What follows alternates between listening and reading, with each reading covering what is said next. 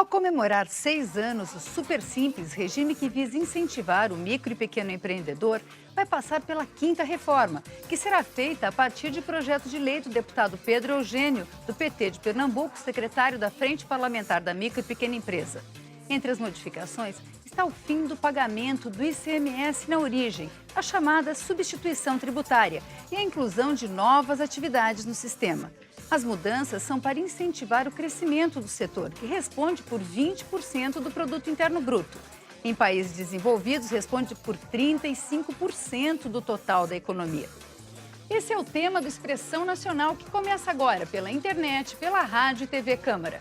Eu sou Vânia Alves e nossos convidados são o deputado Pedro Eugênio, do PT de Pernambuco, autor do projeto, o deputado Antônio Carlos Mendes Tame, do PSDB de São Paulo, coautor do projeto e autor da primeira proposta de criação da figura do microempreendedor individual, Guilherme Afife Domingos, ministro-chefe da Secretaria da Micro e Pequena Empresa, e o tributarista Severino Cajazeiras.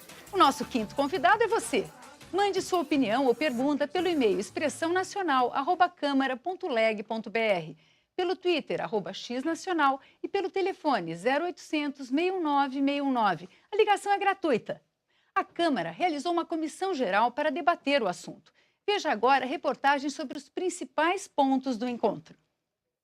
A substituição tributária funciona assim. Ao comprar estoques de venda, uma pequena empresa tem que pagar o imposto devido por ela e antecipadamente o que seria cobrado do distribuidor e do varejista. É uma forma mais fácil para o Estado fiscalizar o recolhimento do ICMS. Mas o empresário paga um valor presumido pelo Estado, que muitas vezes é mais alto e que tira da empresa o dinheiro para novos investimentos. Hoje, o Brasil tem mais de 7 milhões de pequenos negócios que empregam 52% dos trabalhadores formais. Assim que atingem o teto de 3,6 milhões de reais de faturamento ao ano, as empresas são obrigadas a migrar para outros regimes tributários. Com impostos mais altos, muitas acabam não resistindo e fecham as portas. Neste seminário, o presidente do Sebrae defendeu a implantação de uma regra de transição para esses casos. Nós não podemos ter morte súbita. Chega a um certo patamar, em vez de ser premiada e ter um regime, continuar tendo um regime simplificado, ela cai no geral e aí ela tem muita dificuldade de sobrevivência. Portanto, um regime de transição interno ao simples e um regime de transição também que permita à empresa vitoriosa, aquele brasileiro que cresce, que expande seu negócio, ter direitos também sobre impostos, como o simples é. Bom, e eu vou começar o programa fazendo uma pergunta que o Juliano de Oliveira, de Pernambuco, nos mandou aqui. Ele mandou para o ministro Guilherme Afife Domingos, mas eu vou tomar a liberdade de fazer a todos os nossos convidados. Onde, especificamente, a revisão das micro e pequenas empresas injetará ânimo em nós? Ministro Guilherme Afife Domingos, o senhor pode começar respondendo? De Pernambuco, eu passo a resposta e respondo em seguida. Deputado Pedro Eugênio. Agradeço essa gentileza do ministro. Abraçar todos vocês que estão aqui conosco, aos nossos telespectadores, e dizer ao nosso pernambucano, o nome dele é o Juliano de Oliveira. Juliano. É de Custódia. De Custódia. Pois bem, Juliano, há uma série de benefícios que estão nessa revisão. Mas eu chamaria a atenção para o fim da substituição tributária. É algo que está drenando muitos recursos da micro e pequena empresa. Isso, no Brasil, vai a mais de 3 bilhões por ano.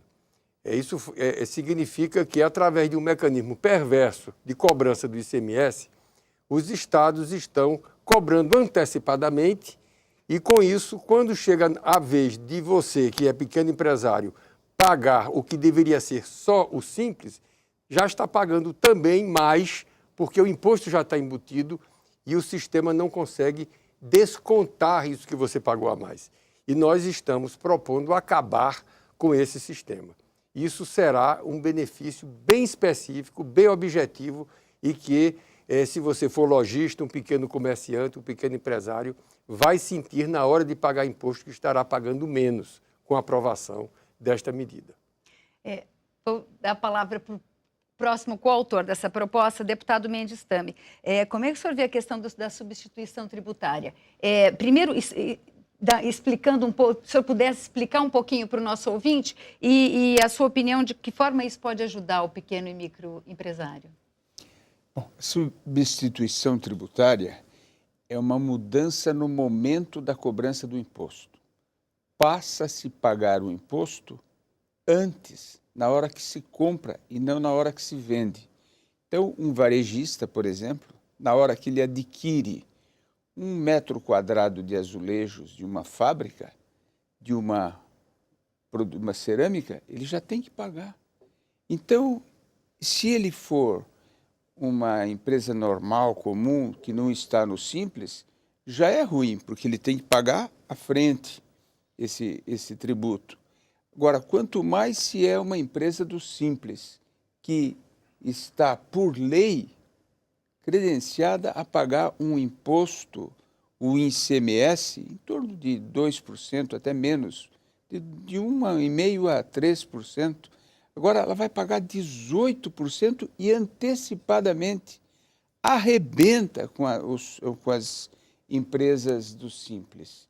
Portanto, focar no fim da substituição tributária é um encaminhamento correto.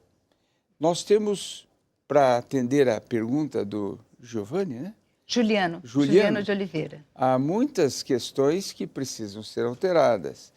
A questão do super simples, a universalização, para que todo mundo que tem um empreendimento possa fazer parte do simples, para que a única restrição seja a restrição financeira. Se ele ultrapassou o teto máximo permitido para o enquadramento, aí ele está fora.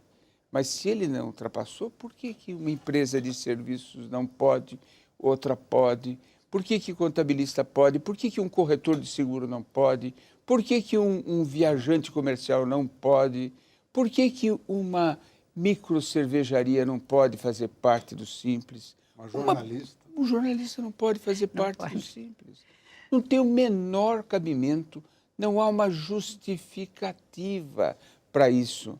Portanto, há muitas medidas que nós vamos certamente ter oportunidade hoje de comentar, que serão um estímulo para que a gente crie um Brasil mais justo. Aliás, o ministro Guilherme Afif sempre coloca com muita propriedade: tratar desigualmente os desiguais é fazer justiça. E isso está na própria Constituição.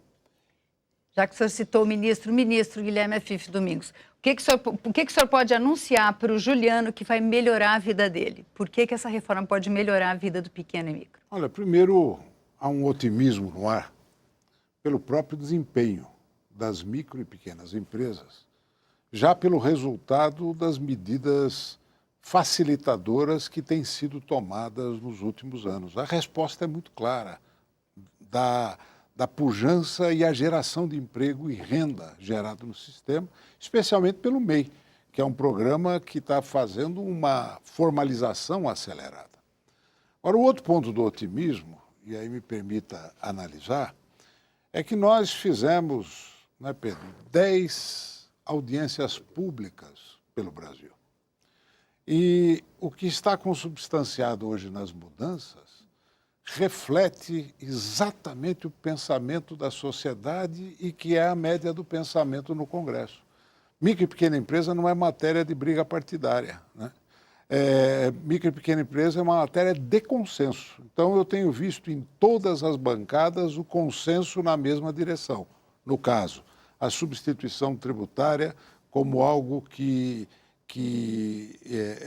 subverteu o conceito e o sistema, a universalização do simples, porque você tem que ser simples pelo teu porte e não pela categoria que você está. Se você fatura até 360 mil, você é um micro. Se você fatura até 3 milhões e 600, você é um pequeno. Agora, ele pode ser de um setor, o outro não pode. Por que isso? Nós temos que universalizar.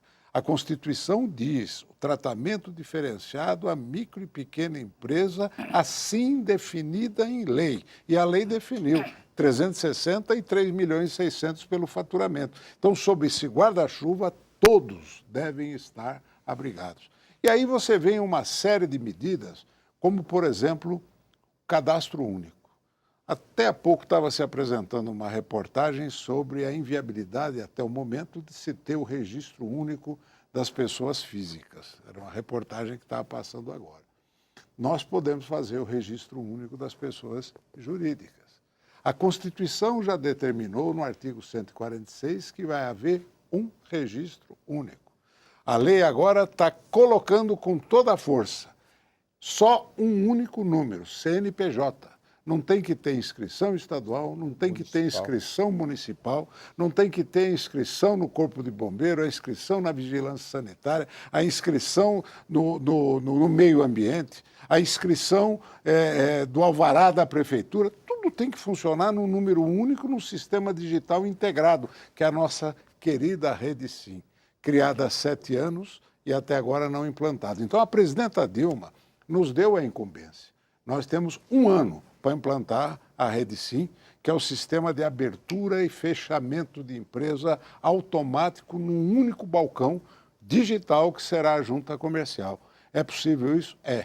E a legislação agora nos dá a base para que nós possamos alcançar esse objetivo. Tem outras coisas para falar, como o programa é longo, né? Vamos falar depois. Doutor Severino Cajazeiras, a gente, quando lê os tributaristas falando, eles falam que o sistema de substituição tributária é um sistema consolidado, porque ele facilita a fiscalização, por diversos outros motivos. O senhor acredita que é possível desmembrar, desvincular as pequenas e microempresas desse sistema? E é tão importante assim que seja assim a substituição, porque quem defende de uma maneira apaixonada. Boa noite a todos. Esse problema da substituição tributária, ele é muito importante para o fisco, porque evita, sem dúvida, a sonegação. Mas ele é pernicioso para o micro, pequeno empresário, principalmente para o empresário de maneira geral, mas já que nós estamos falando do micro e pequeno empresário, ele é pernicioso pelo seguinte, porque você retira da mão do micro e pequeno empresário aquele capital de giro que ele só deveria estar pagando quando vendesse efetivamente o produto. E o que acontece hoje com o regime da substituição tributária é que ele antecipa. Então, ele paga antecipadamente os seus impostos, e principalmente o ICMS, né? E quando ele vender aquele produto, ele se ressarcirá ou não daquela importância que foi antes debitada. Agora, o que eles ainda estão fazendo, que é um erro, isso aí tem previsão na Constituição Federal. Mas o que fazem algumas secretarias de Fazenda dos estados é uma antecipação tributária, que é muito pior, que é uma espécie de recolhimento para aqueles produtos que não estão sujeitos ao regime de substituição tributária, uma antecipação, que é um pagamento antecipado nos postos de arrecadação, nos postos fiscais que existem na entrada de cada unidade da federação. Esse é um outro problema que eu tenho certeza que os nobres parlamentares cuidarão muito bem disso, porque esse daí é uma coisa que eu costumo dizer para os meus alunos, é matar a galinha dos ovos de ouro. O Estado, no afã de arrecadar cada vez mais e da maneira mais rápida, acaba dizimando com micro, com pequeno empresário, que é aquele que gera emprego, aquele que gera renda. Na pequena cidade, onde quer que seja, existe um micro, um pequeno empresário dando emprego, gerando renda para a sociedade. Então, nesse sentido, eu tenho certeza que a melhora na substituição tributária também teria que visualizar e vislumbrar essa possibilidade de cuidar daquele que geralmente ou que realmente gera emprego e gera renda, que é o pequeno e microempresário. Agora, eu queria Sim. só aduzir, concordando integralmente com o ilustre amigo Cajazeira, a substituição tributária é um instituto importante para as cadeias homogêneas de distribuição. Então, quando ele foi criado, para bebida, cigarro, pneu, combustível, é que você tem um preço na ponta que é padronizado. E isso permite, então, fazer o cálculo do valor agregado e até fazer a antecipação em função da homogeneidade da cadeia produtiva. Quando, então, se teve a ideia de falar vamos meter a substituição tributária em tudo, nós pegamos cadeias heterogêneas de distribuição e que passou-se a arbitrar margens fictícias e não margens reais, aumentando sensivelmente a tributação. Eu vou lhe dar um exemplo. Você está com uma blusa, né, comprada no início da temporada, numa boutique, e no início da temporada de verão, de inverno, os preços de tabela. Quando tiver no fim da temporada, a loja já está torrando aquele valor exatamente para pegar o estoque. Então, só que o imposto recolhido na fonte foi pelo top do preço e não pelo preço real acontecido. Na micro e pequena empresa, então, que não paga sobre a diferença, ela paga sobre o faturamento, o impacto é brutal. Portanto, distorceram o sistema. Portanto, não há o que se discutir, eu acho que isso vai acontecer aqui no Congresso, quando os ilustres secretários de Fazenda vierem, ninguém está contra o Instituto da Substituição. Nós estamos contra a invasão na legislação da microempresa, porque a Constituição foi desrespeitada, porque não foi respeitado o princípio do tratamento diferenciado consagrado no texto da Constituição e no texto da lei. É uma afronta à lei. Agora, ministro, o senhor tocou num ponto fundamental. Eu não tenho como não perguntar se combinaram com os russos. Porque desde que se tenta fazer uma reforma tributária aqui dentro do Congresso, a questão do ICMS é sempre uma questão delicada. Não fazendo os estados de vilões da história, mas os estados temem perder receita, com alguma razão, né? Os estados não estão nadando em dinheiro. Como é que se resolve essa questão? E praticamente, como é que nós tiramos o microempresário do sistema? Isso não provocaria fraude? Não é possível que o microempresário compre e repasse para empresas que não são de micro e pequenas empresas? Eu gostaria de colocar essa questão, deputado. Isso tem sido usado, essa dificuldade que é real, tem sido usada como justificativa para não resolver o problema. Eu tive a oportunidade de participar de reunião no Confaz, onde os secretários reconheciam e reconhecem que a substituição tributária prejudica a micro e pequena empresa, mas alegam essa dificuldade operacional. Isso nos levou a muitas discussões no âmbito da frente parlamentar, que presidia até pouco tempo, agora é o deputado Guilherme Campos, que está presidindo.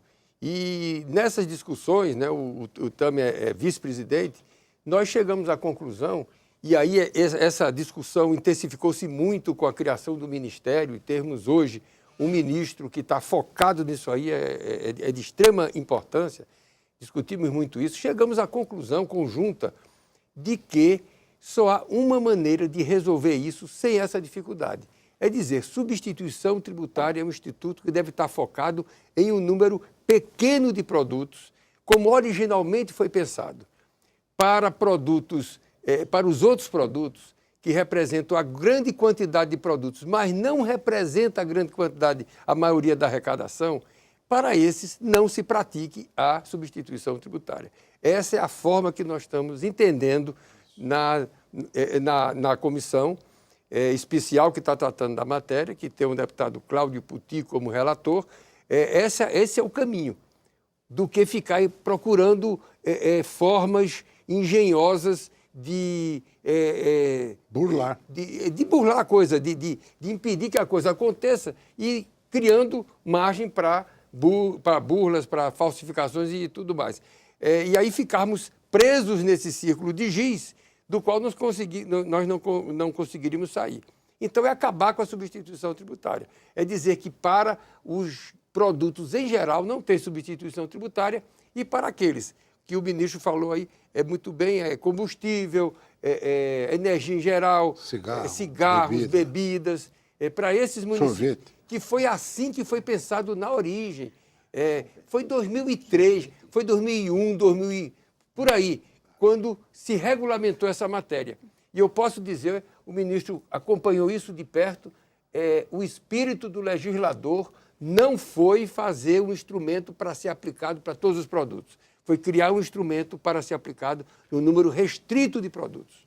Deputado Mendes, também, eu queria só fazer um esclarecimento. Nós convidamos o CONFAZ, eles não aceitaram o nosso convite. Nenhum secretário de Fazenda e o CONFAZ, ninguém quis vir conversar. Deputado Mendes também, por favor. Há um detalhe que, na verdade, na nossa opinião, não é detalhe, é algo de extrema relevância e eu queria aproveitar o fato de termos aqui um tributarista de renome, que é o seguinte: na Constituinte, em 87, 88, na qual estávamos lá, a doutora Fifi e eu, nós aprovamos, na questão dos tributos, um capítulo inteiro sobre limitações ao direito de tributar. E há uma disposição que diz que toda vez que eu vou criar um tributo, eu preciso respeitar, inclusive, o princípio da anterioridade, também chamado da anualidade. Ou seja, aumentei um tributo, ele só vale no ano seguinte. Se eu abaixar esse valor, não precisa desse um ano. Abaixar, deu uma isenção, pode valer imediatamente. Agora, veja, eu instituir a substituição tributária, ficou claro aqui, unanimemente, de que ela é um aumento da tributação. Mas se eu estou pagando antes, se eu estou diminuindo o meu capital de giro, né? Além disso, se no caso de uma empresa que está no Simples, ou MEI ainda, também no MEI, ela é obrigada a pagar muito mais, pagar 2 vezes até. E não é uma tributação. Então, um juiz do Tribunal de Tributos lá de São Paulo, José Roberto Rosa, tem uma tese que ele diz que qualquer produto para ser incluído na substituição tributária só através de lei. Não pode uma portaria, um decreto, uma normativa introduzir um produto, porque eu estou sobretaxando. Eu preciso de uma lei. E essa é uma questão que eu acho que cabe uma discussão mais aprofundada a respeito do assunto. O efeito disso é tão perverso que eu tive em Serra Talhada, numa dessas reuniões tantas que temos feito para discutir Serra Talhada lá do sertão de Pernambuco, e alguns empresários citavam o seguinte: um determinado conjunto de produtos, se não me engano, na área de limpeza, de higiene, alguma coisa assim, está na lista de substituição tributária do estado de Pernambuco e não está na Paraíba. Resultado, as empresas que comercializam esse produto no estado vizinho estão vendendo no comércio da cidade a preços mais baixos e o comércio da cidade, que é especializado nesses produtos, está praticamente se inviabilizando. Veja como é que essa questão é perversa, tem efeitos bastante danosos. Quando eu falei no cuidado que o Estado tem que ter para não matar a galinha dos ovos de ouro, é realmente ter o cuidado com o pequeno, principalmente com o pequeno e o médio empresário. Mas o princípio que o deputado Temer falou, o princípio da não surpresa do contribuinte, o princípio da anterioridade, e como se não bastasse, foi criado também já pela Emenda Constitucional 42, o princípio da anterioridade nonagesimal, ou o princípio da noventena, exatamente para não pegar o contribuinte de surpresa. Então, esses casuísmos que são trazidos a toda hora pela legislação infralegal, infraconstitucional, isso aí é extremamente perigoso, extremamente prejudicial ao contribuinte. Eu costumo sempre falar em sala de aula, em palestras que eu profiro, que se o Estado brasileiro não tiver cuidado, atentar para esses casuísmos, porque, na verdade, essa reforma tributária, esses ajustes, esses consertos aí, não sairão nunca, porque depende da vontade dos estados. E quando a nossa querida âncora perguntaram isso para os estados, já concordaram, os estados já concordaram, eu concordo com você ao fazer essa referência, porque eu acredito que nunca sairá uma reforma, alguma modificação na legislação a contento, que facilite a vida do cidadão, se não houver o consentimento do Estado. Porque realmente eu acho que o Estado brasileiro, o Estado mesmo, a unidade da federação chamada Estado, é contrária a tudo que venha beneficiar o contribuinte. Isso é um perigo para nós, contribuintes, para o cidadão de maneira geral e para aquele que gera emprego, que gera renda.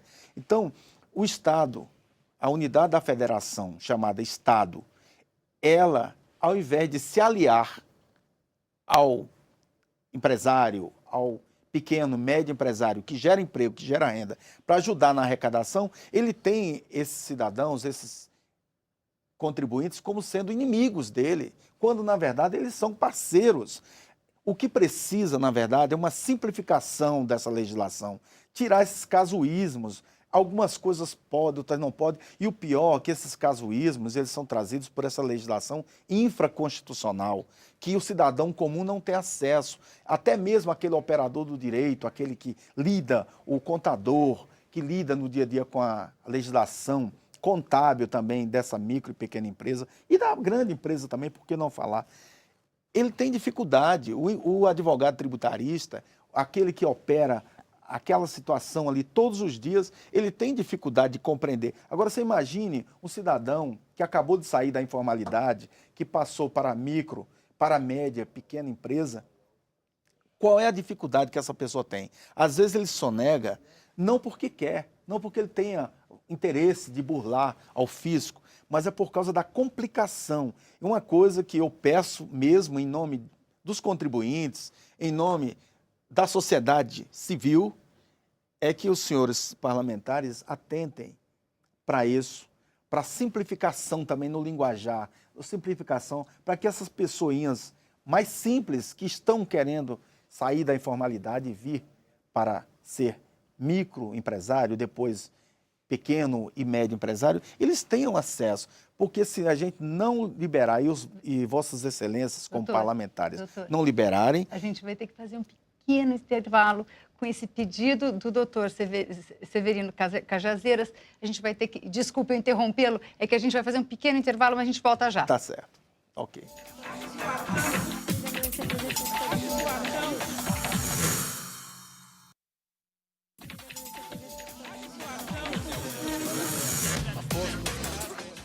O Expressão Nacional está de volta hoje debatendo a reforma da Lei Geral da Micro e Pequena Empresa. Esse projeto prevê a inclusão de 16 novas categorias no sistema do Super Simples. Eu gostaria de dizer por que 16. Tanto o deputado Mendes Tame quanto o ministro Guilherme Afif Domingos defenderam aqui que não houvesse, para entrar no Simples fosse simplesmente o faturamento. Eu gostaria de saber por que a limitação. Veja, originalmente o projeto foi elaborado pela Frente Parlamentar da Micro e Pequena Empresa. Um conjunto de parlamentares deu entrada a esse projeto e ele tinha como principal objetivo naquele momento, foi no finalzinho do ano passado, fazer com que o projeto tramitasse e que naquele momento ele reunisse o consenso que nós conseguimos construir até ali. Pois bem, naquela ocasião nós entendíamos que tradicionalmente a cada revisão categorias novas vão sendo incorporadas e nós deveríamos seguir esse caminho. De lá para cá, o que é que muda? Muda a certeza que passamos a ter cada vez mais forte de que, colocando algumas categorias, continuamos a manter a injustiça em relação àquelas que ficam de fora. Segundo, criou-se o Ministério. Isso fez uma diferença muito grande. Bandeira antiga da Frente Parlamentar, o Ministério foi criado, temos agora um ministro que não apenas tem a responsabilidade formal de defender a micro e pequena empresa, mas tem toda uma história de vida relacionada com essas lutas, conhece bem profundamente o assunto. Então, dessa interação da frente com o Ministério, surgiu a convicção de que, e o relator, o deputado Cláudio Puti, incorporou isso e já declara que vai colocar no seu substitutivo, devemos evoluir. Ao invés de colocar 16 categorias, deixando outras de fora, ainda nós colocarmos um critério universal que atenda a todas as categorias sem nenhuma discriminação, que é o critério da renda bruta. Portanto, evoluímos nesse período que vai aqui um pouco menos de um ano, né? Foi em dezembro do ano passado, estamos em outubro. Portanto, foi uma evolução. Deputado Mendes Tani, o senhor acredita que o aumento da inclusão da base de empresas ao Super Simples pode compensar? Porque vai existir uma perda aí de arrecadação. O senhor acha que pode compensar? Bom, em primeiro lugar, perda de arrecadação. Só há uma forma de compensar, que é através de um fundo nacional para compensar aqueles estados. Muitas das brigas aqui de estados, nós temos que compreender. Por exemplo, o Estado de São Paulo, toda vez que fala em reforma tributária, o Estado de São Paulo vem na defensiva, porque já sabe que ele corre o risco de ser tungado, de diminuir a arrecadação dele. Eu não conheço nenhuma nesses 6 mandatos que estou aqui, nenhuma vez que houve alguma mudança na parte tributária que melhorou para São Paulo. Em todas, o Estado tem que perder. É regra. Portanto, a única forma é através de um fundo. Agora, eu sou a opinião que essas compensações têm que ser feitas. Não só por empresa. Beneficiar as pequenas empresas é uma coisa justa, mais do que justa. Quando nós fizemos, Pedro Eugênio está junto, acho que desde o tempo do AFIF, quando fizemos esse trabalho, o Raul estava junto, do microempresário individual, o que nós tivemos em mente? Em grande parte, o fato de que aqui no Brasil, 36% das famílias são dirigidas por mulheres. E se nós pegarmos aquelas classes D e E, que são as mais pobres, 45% são dirigidas por mulheres, verdadeiras heroínas. O marido sumiu, foi embora, se rabichou com outra mulher, foi embora, largou os filhos. Ela é pai e mãe, ela faz tudo. Nós temos que ter uma política pública voltada para essas quase 50% das famílias brasileiras de classe D e E. Nós temos que ter, tem que ser uma coisa direcionada, tem que tratar os desiguais de uma forma desigual, fazer compensações. Tem sentido aqui remédios pagar ICMS o que paga? Pagar toda essa tributação? Muitos países, remédio não pagam impostos. Os alimentos da cesta básica do trabalhador, tem sentido pagar mais de 30% de tributos? Significa que eu estou tirando da renda daquela família tão pobre 30% do que ele poderia consumir mais. Consumir mais significa arrecadar mais para o Estado. Então é muito provável que grande parte daquilo que ele vai ter que abrir mão, daquela renúncia fiscal diminuindo a alíquota, seja compensada por uma arrecadação maior. São Paulo fez isso, diminuiu o ICMS em cima do álcool carburante do hidratado de 25% para 12%. E a arrecadação caiu? Não caiu. Vendeu muito mais, manteve a mesma arrecadação. Portanto, é preciso analisar com muita cautela essa questão das perdas que os estados podem ter.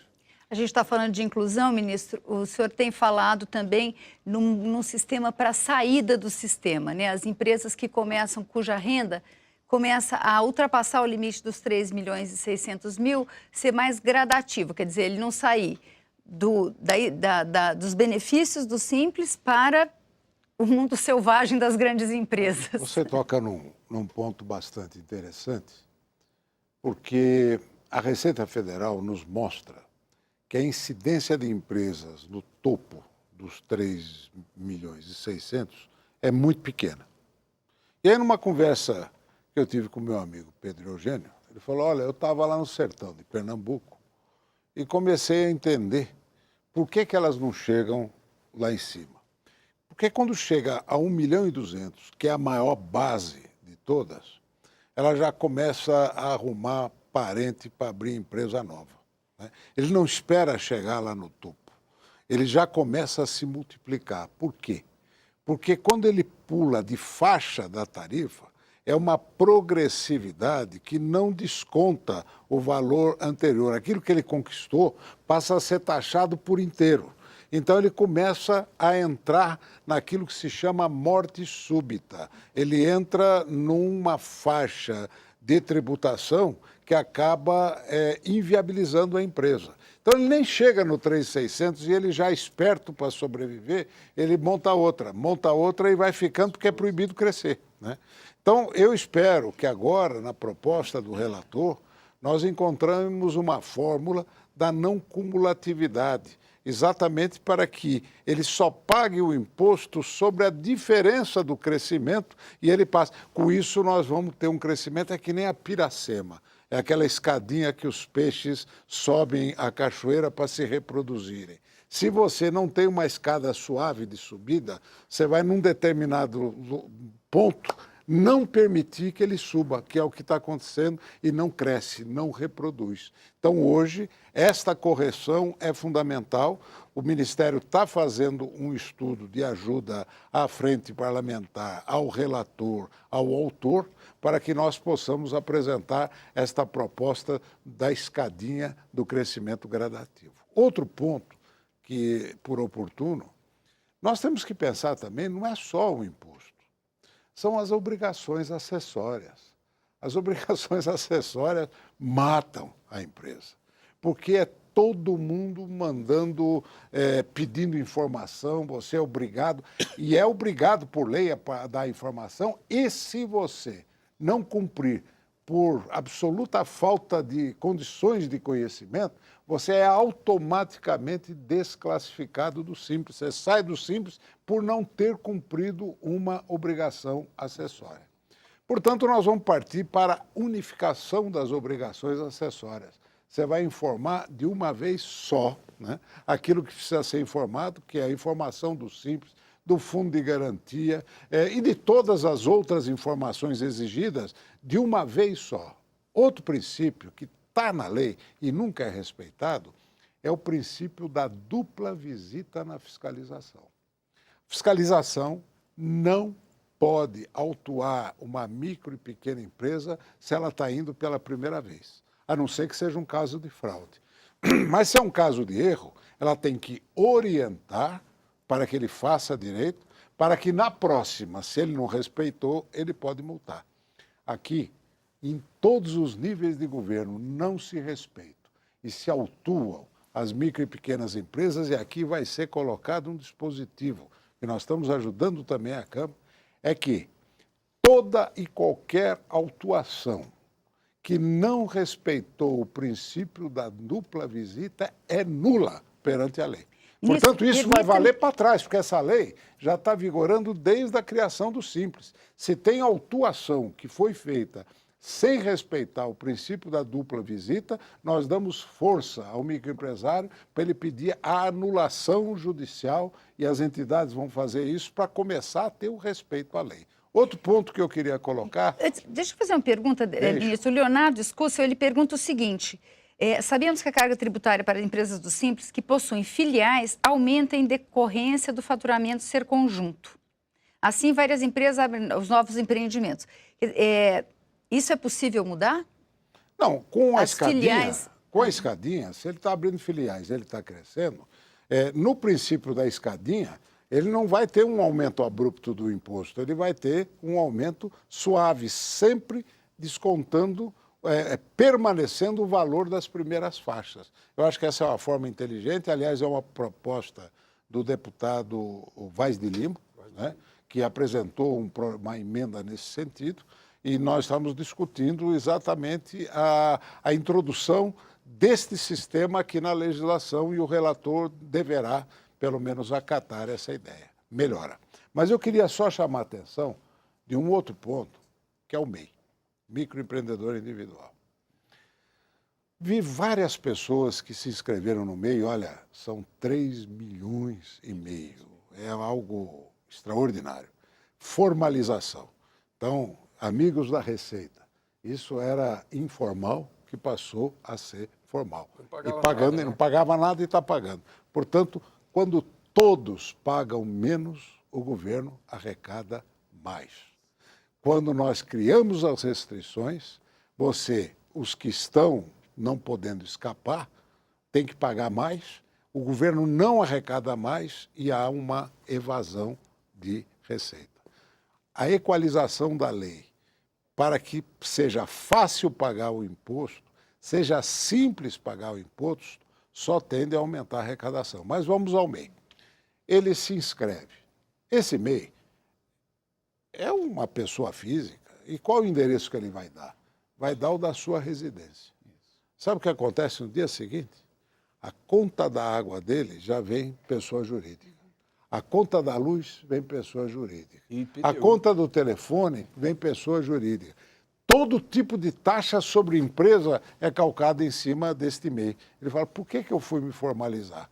Só me arrebentaram. Então, o dispositivo da lei vai dizer, remanesce a residência, não podendo em cima do MEI, embora seja um CNPJ, ele vai pagar as tarifas públicas e o imposto de pessoa física.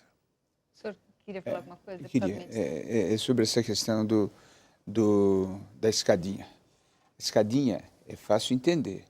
Dentro do limite, até o limite, que é de 3,5 milhões, há alíquotas diferenciadas. Conforme ele fatura mais, a alíquota é maior.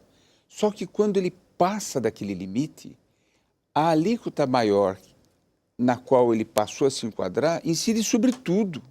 Então, é essa inteligência. Até aquele limite, ele continua pagando a alíquota de baixo. Ele vai pagar a alíquota maior somente sobre a diferença, sobre excedente. Isso agora, já se ele passou... no imposto de renda. E isso, no imposto de renda já é assim. Já é assim. Agora, se ele ultrapassar o limite máximo, aí está fora.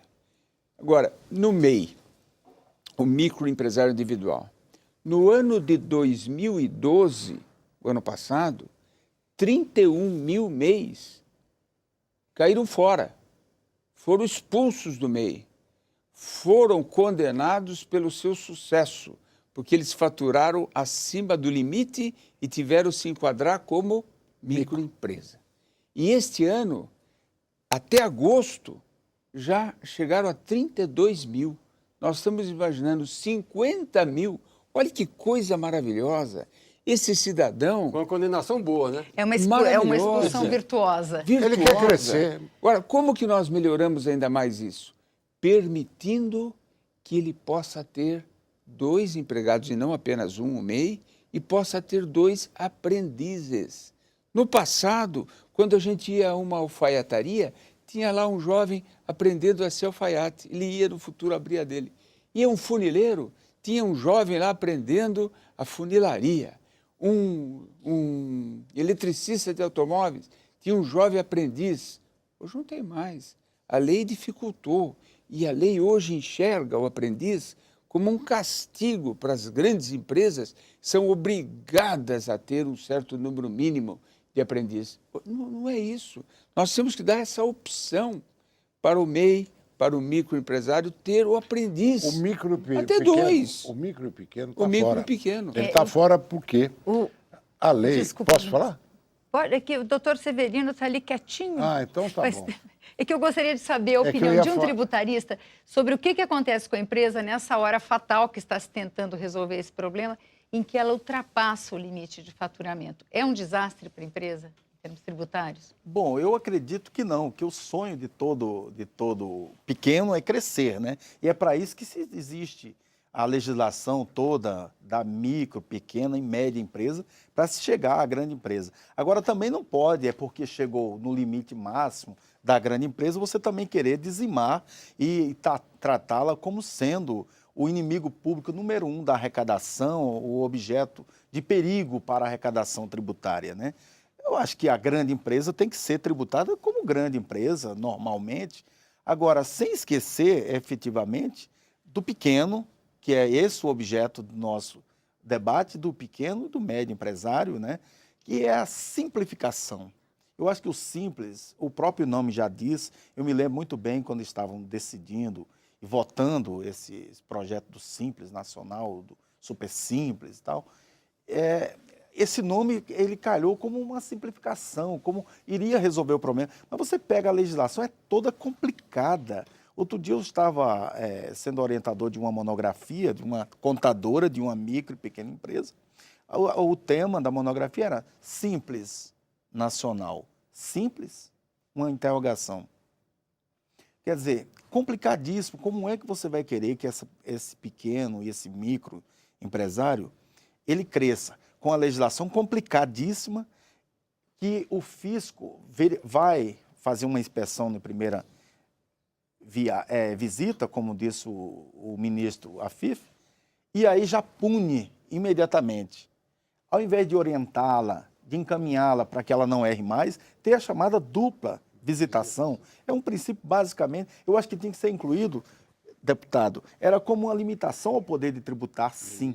Lá no artigo 150 da Constituição Federal, esse princípio da dupla tributação é muito importante para a cidadania. Eu costumo dizer que o direito tributário é o direito da cidadania. Ele está com o cidadão desde o momento que ele acorda ao momento que ele vai dormir, desde o momento que ele nasce a quando ele morre. O cidadão só tem duas certezas na vida, é que ele vai morrer um dia e que ele vai pagar muito tributo outra vez. Né? Então, é isso que a gente tem que ter cuidado. A gente tem 4 minutos, o ministro gostaria de falar, eu gostaria de dar 1 minuto para cada um, para dar uma encerrada nesse nosso... Olha, eu só vou falar rapidinho sobre o aprendiz, que é um tema que me cala muito fundo. No Brasil, hoje, nós temos 10.700.000 jovens de 14 a 17 anos matriculados nas escolas públicas. No programa de aprendizado, só 350 mil. Veja o espaço que nós temos para usar o universo da micro e pequena empresa como uma grande escola do trabalho, porque uma microempresa é uma macrofamília, é o ambiente ideal para que o jovem possa se iniciar. E o desespero das mães hoje de um menino de 14 anos é vê-lo na rua, fora do horário da escola, ou não indo para a escola. Ela é presa, né, da violência do sistema urbano. O programa do aprendiz é algo que nós vamos tratar com muito carinho também dentro do nosso ministério, junto com a educação e junto com a assistência social e com grande entusiasmo da presidenta Dilma. Deputado Pedro Eugênio. Eu costumo dizer que a lei do Simples, a Lei Geral do Simples, é uma lei viva. Ela foi criada em 2006, no primeiro governo do presidente Lula. Era uma bandeira da Frente Parlamentar da Micro e Pequena Empresa que foi acatada pelo governo e foi transformada em lei. De lá para cá já foram 5 revisões. 4 durante o governo Lula e já uma no governo Dilma. Por que essas revisões aconteceram e vem acontecendo? Porque a lei está funcionando. Essas complicações que o Cajazeiras cita, elas vão sendo detectadas e aí o Congresso, refletindo a sociedade, o que nos é trazido pelas representações, a Comicro, as confederações, os contadores, que são nossos grandes aliados, não é? As representações do Conselho Federal de Contabilidade e da Federação das Empresas de Serviços Contábeis. Essas informações vão chegando, o SEBRAE, que é o nosso grande aliado nesse processo, sim, e a gente chega à conclusão que precisa aperfeiçoar. Aí vem uma revisão. Então, estamos agora fazendo a 6ª revisão do Simples para torná-lo cada vez mais simples. E com o Ministério agora do nosso lado, a coisa ficou mais fácil, porque temos um grande aliado participando desse processo. Obrigada. Deputado Mendes Tami. Cada vez que se reúne aqui nessa casa, se reúnem os deputados para tratar de reforma tributária, nós dizemos, doutor Cajazeira, para o contribuinte, tremei. Por quê? Fiquem com medo, porque essa reforma tributária pode aumentar a carga tributária. Por quê? Porque à mesa estão sentados representantes da União, dos estados e dos municípios. Representantes dos contribuintes, pouquíssimos, ou às vezes nenhum. Ou seja, se todos estão brigando para ficar com um pedaço maior do bolo fiscal, qual é a tendência do bolo? É crescer. Para crescer, alguém tem que pagar essa conta, que é o contribuinte que não está na mesa. Por isso, nesses últimos 20 anos, reforma tributária digna do nome, que merece realmente o nome de reforma tributária, só o Simples, Super Simples, Lei Geral da Empresa e o MEI. Essas foram verdadeiras reformas. Quando falo em reformar o sistema, eu acho que devia utilizar como modelo os super simples, a lei geral da empresa e expandir os limites.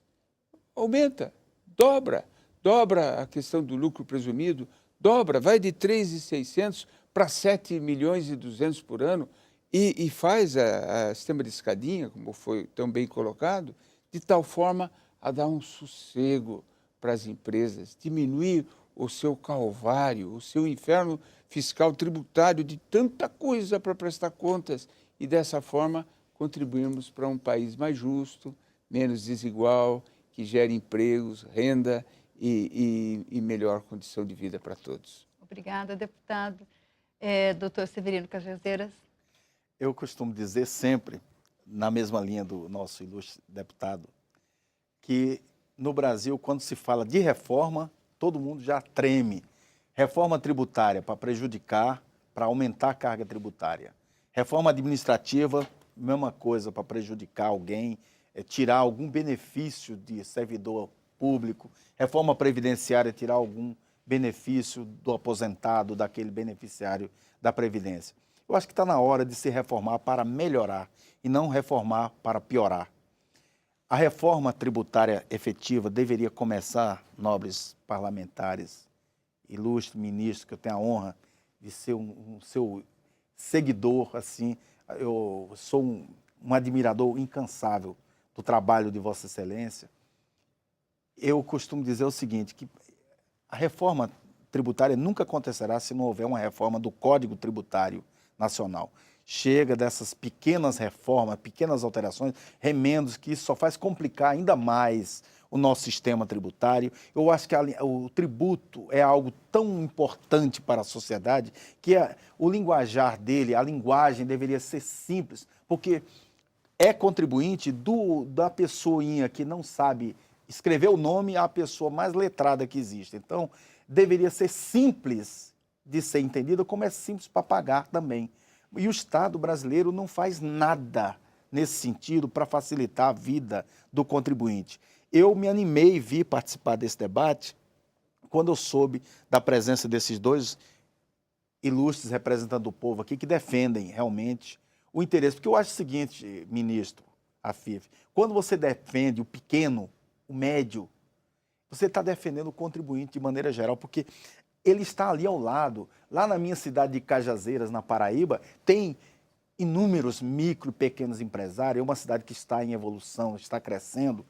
E lá eu tenho certeza que esse programa aqui está sendo ouvido, está sendo objeto do encaminhamento que será tomado aqui nesses projetos que estão sendo discutidos. E é nesse sentido que nós, sociedade, Vossas Excelências como representante do povo e Vossa Excelência como executivo dessas medidas, tem que se preocupar. Simplifica. Parem de ficar dificultar a vida daquele que quer apenas trabalhar, gerar emprego, gerar renda, ser útil à sociedade. Porque, olha, eu acho que toda cidade desse país deveria ter um monumento ao empresário. Eu não sou empresário, não tenho parente empresário, mas eu sou um grande admirador daquele que acorda cedo, dorme tarde, não tem férias, não tem 13º salário, não tem aposentadoria digna, mas que gera emprego, gera renda e gera a maior arrecadação desse país. Obrigada, doutor Cajazeiras. O Expressão Nacional termina aqui. Nós discutimos a reforma da Lei Geral das Micro e Pequenas Empresas com os autores da proposta. Deputado Pedro Eugênio, do PT de Pernambuco, deputado Antônio Carlos Mendes Tame, do PSDB de São Paulo, o ministro-chefe da Secretaria da Micro e Pequena Empresa, Guilherme Afif Domingos, e o tributarista Severino Cajazeiras. E você pode acompanhar todos os detalhes da tramitação da proposta pelo portal de notícias da Câmara. Nós te esperamos em nossos próximos programas. Até lá!